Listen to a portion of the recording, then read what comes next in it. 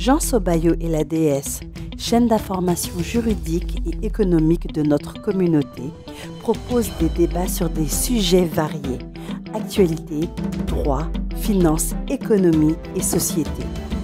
Jean Sobayo et la déesse, les défenseurs de vos droits, tous les samedis en direct live sur YouTube à 20h45.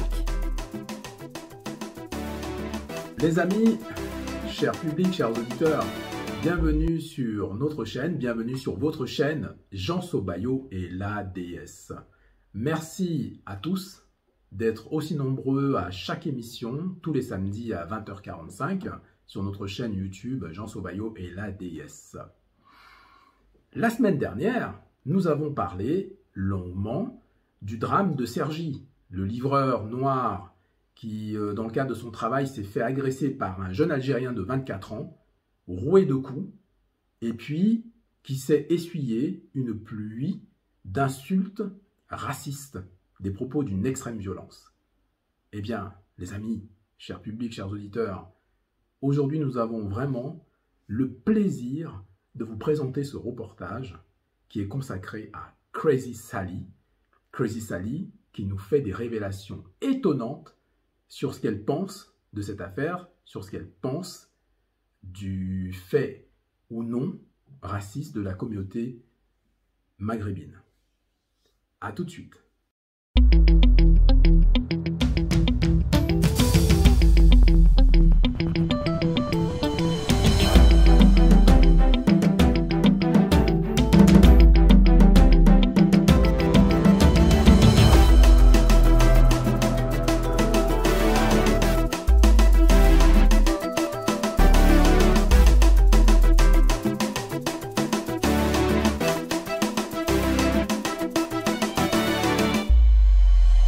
Les amis, au cours de notre émission, samedi, on s'est demandé à plusieurs reprises si c'était l'arbre qui cache la forêt.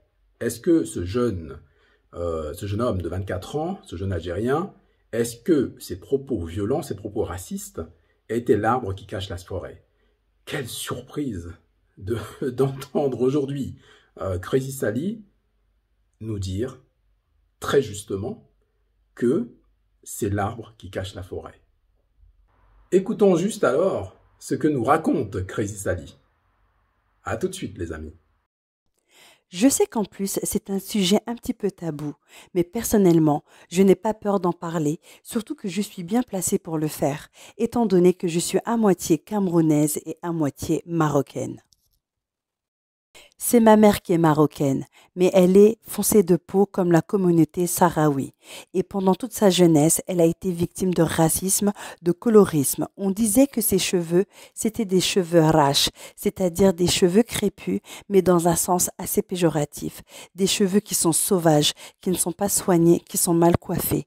Et moi-même, quand je venais au Maroc voir ma famille, j'en ai fait l'expérience. Automatiquement, que ce soit ma sœur ou moi, on a été insultés. Des insultes comme Kerloucha, comme Hazi, qui signifie négro, mais aussi Oussif, qui signifie esclave. Donc vraiment le racisme frontal, où tu es en train de marcher dans la rue et qu'on te traite d'esclave ou de sale noire en pleine figure, je l'ai connu au Maroc.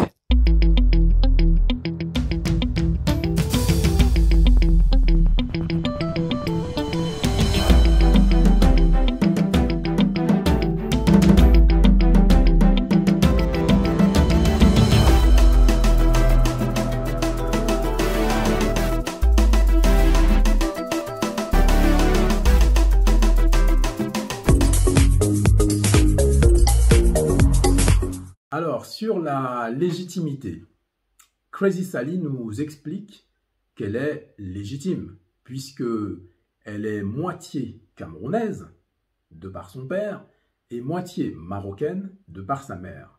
Donc, en effet, elle a vécu la chose de près. Elle a vécu le racisme anti-noir de la part du Maghreb, de la part des pays arabes. Elle nous indique qu'elle a vécu de très près. C'est intéressant parce que, en termes de légitimité, les amis, nous ne pouvons pas être mieux placés que Crazy Sally. En tout cas, il semble évident qu'il était difficile pour nous, il était compliqué pour nous de nous prononcer, il était compliqué pour nous de nous mettre à la place d'une Crazy Sally. C'est pour ça que son reportage, lorsqu'on l'a découvert, lorsqu'on a vu son témoignage, on s'est dit que c'était vraiment étonnant parce que, très franchement, elle jette un pavé dans la mare. On ne pouvait rêver mieux. Voilà une jeune femme qui est issue, on va dire, des deux peuples, donc le peuple noir et le peuple maghrébin ou le peuple arabe, qui est un, comment dire, un parfait, on va dire, mélange africain. Alors il y a des gens qui vont dire oui, mais elle est métisse, elle ne peut pas représenter la cause noire, etc. Les amis, venez samedi débattre avec nous sur ce sujet, parce que je pense que tout le monde n'est pas d'accord. Mais là n'est pas encore le débat. En tout cas, en termes de légitimité, elle peut parler, au moins on va s'accorder là-dessus. Elle peut dire ce qu'elle a vécu. Donc, ce qu'on a trouvé intéressant, c'est qu'elle nous raconte exactement ce qu'elle a vécu. Et qu'est-ce qu'elle nous dit? Vous venez de l'entendre, hein, les amis. Hein. Elle nous explique que ça ne se passe pas vraiment comme on croit. C'est une jeune femme courageuse. De mémoire, hein, j'ai rarement vu des personnes dans sa situation trancher de cette manière. Donc, on ne peut que l'en féliciter. Et je trouve que c'est remarquable, que c'est un courage extraordinaire de dire les choses. Après, on peut être d'accord avec elle ou ne pas être d'accord avec elle. Mais ça, c'est une autre histoire.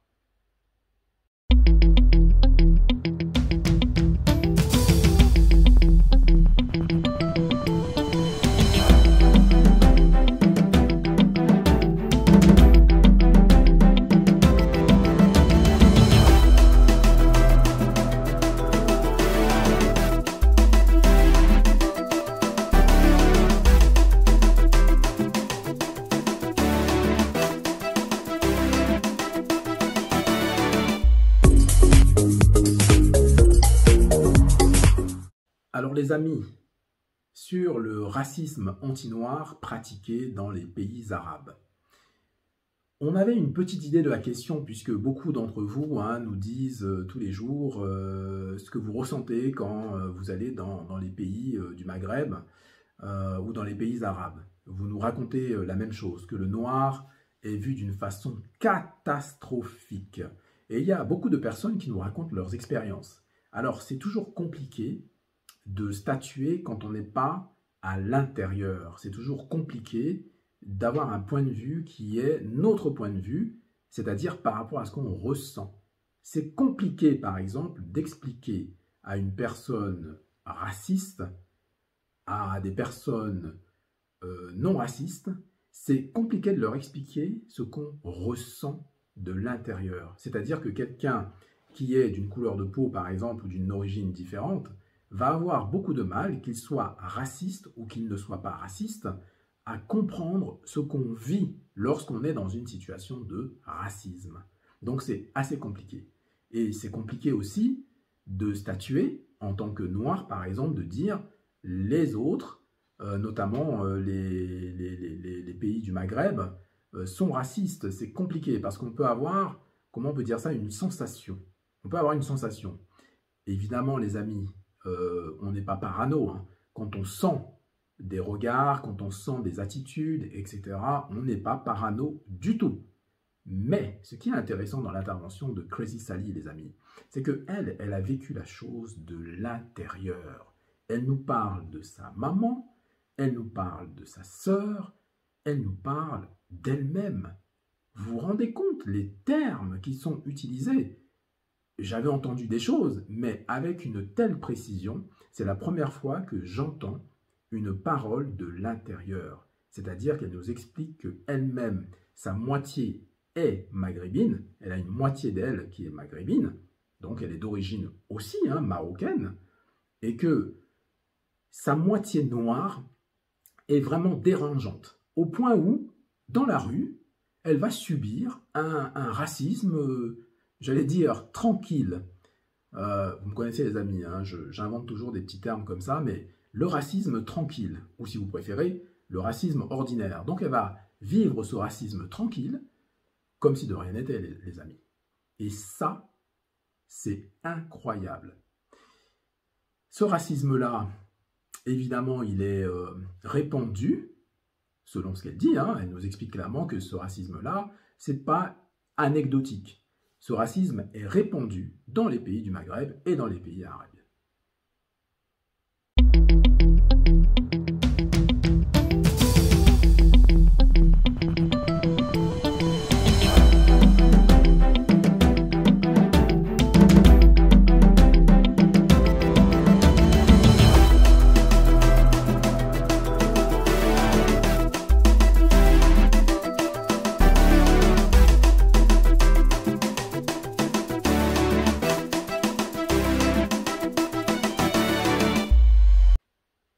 Sur le racisme systémique, les amis, c'est intéressant.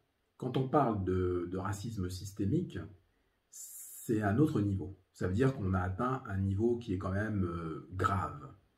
Et ce que nous dit Crazy Sally, c'est qu'effectivement, on est dans un cadre vraiment de racisme systémique. Elle nous explique des choses intéressantes, hein. Elle nous explique que, par exemple, c'est quasi institutionnel, c'est-à-dire que dans certains pays du Maghreb, les propos racistes ne sont pas un problème. Et il a fallu attendre un certain nombre d'années pour que ce soit légiféré et que pour que, effectivement, ces États-là décident de sanctionner les propos racistes. Alors, bon, on a vérifié, on a regardé un certain nombre de choses, mais c'est vrai que c'est effarant, c'est effarant.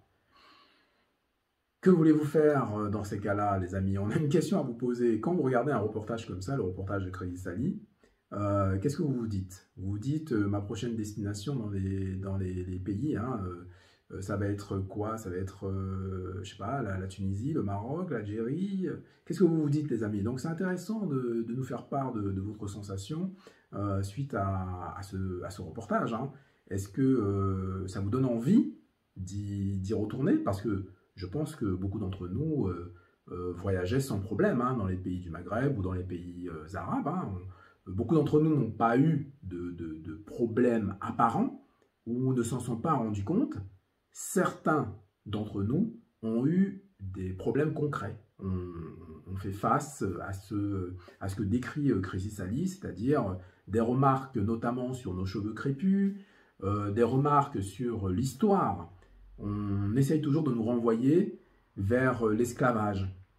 C'est comme si, en fait, ça ne se terminait jamais. C'est-à-dire que c'est comme si cette époque lointaine, ou plus ou moins lointaine, puisqu'on apprend aussi dans le reportage de Crazy Sally que dans certains pays, l'esclavage n'a cessé qu'il y a très peu. Bon, c'est vrai que ce sont des choses qui nous scandalisent. Les amis, on connaît des semaines complexes, on connaît pas compliquées, on connaît des semaines complexes pour nous les afro-descendants, pour nous les noirs. Mais comme elle a dit à la fin de son reportage, il ne faut pas laisser tomber. Il faut donc être debout, faire face à l'adversité, et puis, ensemble, j'ai envie de dire, dans une solidarité obligatoire, il va falloir qu'on se rassemble les amis, il va falloir qu'on se réunisse, il va falloir qu'on réunisse nos forces pour ne former qu'un et pour être beaucoup plus efficace. C'est ce qu'elle nous dit en somme. Il faut être debout, il faut être fort, il faut être solidaire, il faut être généreux. Il faut faire appel aussi à notre héritage africain. Écoutez bien Crazy Sally. J'ai le sentiment d'ailleurs que son voyage en Afrique l'a un peu transformé. Un peu, c'est le sentiment que j'ai. Elle a essuyé beaucoup de critiques, on en a entendu parler, on n'a pas compris pourquoi d'ailleurs, mais enfin, venez samedi nous expliquer pourquoi certains ont critiqué Crazy Sally, notamment sur son voyage au Sénégal. Honnêtement, nous avons regardé ce reportage magnifique. C'est un reportage qui est brillant, qui est très bien fait, qui est très beau, qui montre des endroits magnifiques. C'est un reportage qui est positif. Ça donne une image très positive de l'Afrique. D'habitude, on nous montre que des choses péjoratives, des choses négatives, alors que là, on a vraiment une autre image de l'Afrique une image que nous connaissons, hein, quand on va sur place, c'est des choses comme ça qu'on voit. Hein. On ne peut pas nier qu'il y ait un côté sombre, un côté très sombre même, une inégalité de plus en plus croissante qu'il va falloir que nous essayions de réduire. Mais ça, c'est une autre affaire. Mais ce message qu'elle nous a apporté, en tout cas, nous, on l'a ressenti vraiment de manière très positive. Et on a trouvé que c'était très bien de sa part. Elle n'était pas obligée de faire ce travail-là, parce que c'est un travail qu'elle a fait toute seule, le montage, la réalisation, etc. Donc, on ne comprend pas bien. Mais enfin, on compte sur vous, les amis, pour nous expliquer l'histoire, parce qu'on n'a rien compris à cette affaire-là. On ne sait même pas pourquoi les gens lui en veulent. Elle nous présente, voilà, une belle Afrique. Enfin, honnêtement, pour des personnes qui ne sont jamais allées en Afrique, ça donne envie d'y aller quand même. Il faut reconnaître. Voilà. Moi, j'y suis allé il n'y a pas longtemps. Et j'ai envie d'y retourner, vous voyez. Bon, j'ai pas attendu ce reportage, bien évidemment. Mais enfin, c'est très bien. Moi, je trouve qu'il faut encourager, comment dire, des initiatives comme ça qui sont vraiment hyper positives. Et pour revenir à notre sujet d'aujourd'hui, les amis, vous voyez le courage. C'est pour ça que je vous dis que parfois, il faut être patient. Il faut laisser les personnes faire leurs preuves. Il faut les laisser. Il faut les laisser vous montrer par des actes ce qu'elles sont. Il ne faut pas constamment boire des paroles. Voilà, il y a des personnes qui vous disent des tonnes de choses tous les jours. J'ai fait ci, j'ai fait ça, etc., etc. On ne voit rien en fait. Et là, c'est concret. Il y a des personnes aussi qui, on en a déjà parlé, qui vont vous montrer certaines images, mais pas spécialement pour vous faire évoluer. Mais ça, on en a déjà parlé.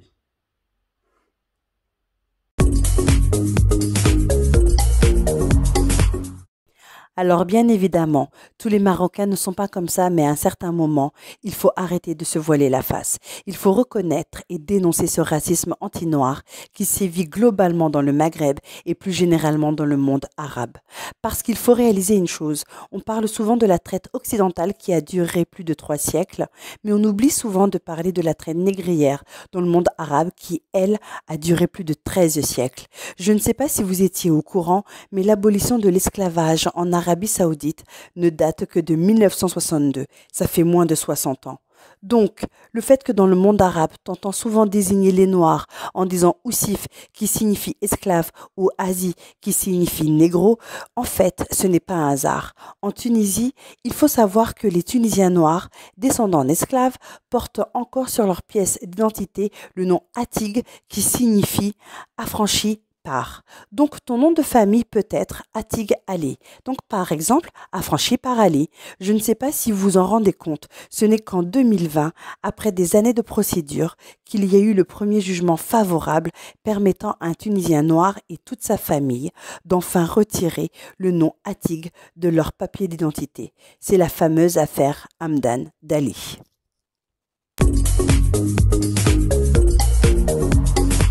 Alors les amis, maintenant que Crazy Sally a jeté le pavé dans la mare, maintenant que plus personne ne peut nier cette violence, ce racisme anti-noir dans les pays du Maghreb, dans les pays arabes, qu'est-ce qu'on fait?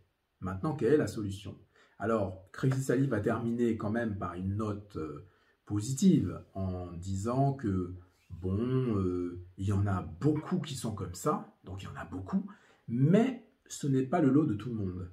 Donc nous, on a réfléchi, on s'est dit, mais enfin, qu'est-ce que ça veut dire? Bon, ça veut dire que finalement, il y a des exceptions qui confirment la règle. C'est une traduction littérale. Hein. Alors du coup, ça nous a posé un petit souci parce que si effectivement ce racisme-là anti-noir est systémique, si ce racisme anti-noir est vraiment viscéral, si ceux qui ne sont pas racistes, ce sont des exceptions qui confirment la règle, les amis, on n'est pas bien. Les amis, là ça veut dire que il va falloir qu'on fasse très attention en fait. Ça veut dire quoi? Ça veut dire que des personnes qu'on croise tous les jours ont une forte propension, justement, à avoir cette graine raciste à l'intérieur. Donc les personnes qu'on croise tous les jours ont une forte propension à être racistes. Donc tous les Maghrébins et tous les Arabes qu'on croise tous les jours ont une propension à être racistes, puisque si ce sont les exceptions qui confirment la règle, ça veut dire que la règle, c'est d'être raciste.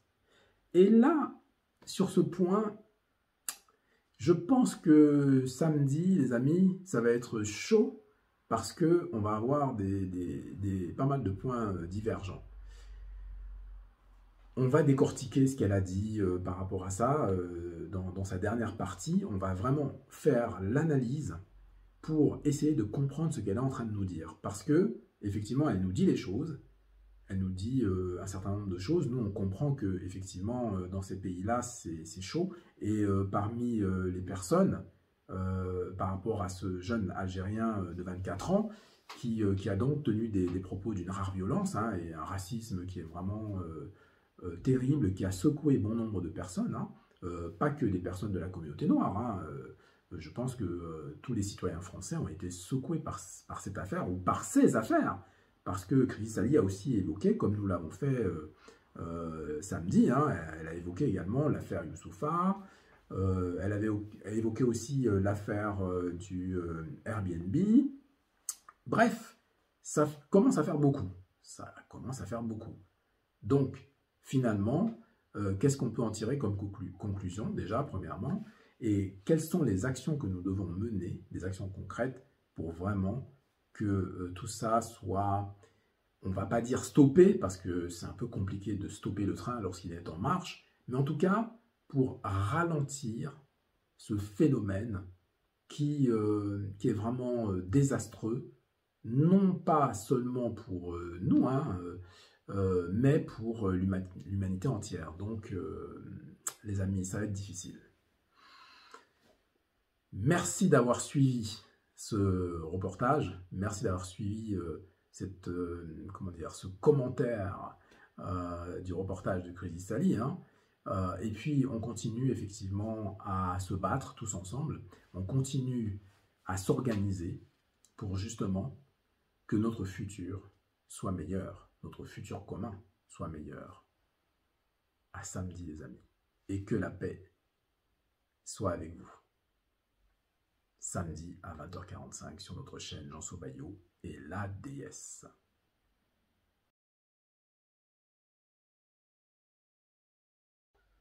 Info dernière minute, les amis. Bah écoutez, ce reportage vraiment nous a fait plaisir. On a pris beaucoup de plaisir à parler de Chrysis Sali, de ce qu'elle a fait, hein, parce que c'est vrai que, comme elle le dit elle-même, il faut dire les choses. Si on a envie que les choses avancent, il faut vraiment dire les choses. Il faut, j'aime bien dire ça, se sentir libre. Il faut se sentir libre de s'exprimer, en fait. Donc, bah voilà, hein, on en débattra samedi, mais vous voyez, hein, le mérite de ces affaires-là, c'est que bah, ça nous permet de réaliser certaines choses, et c'est plutôt très positif. Que la paix soit avec vous, les amis. À samedi.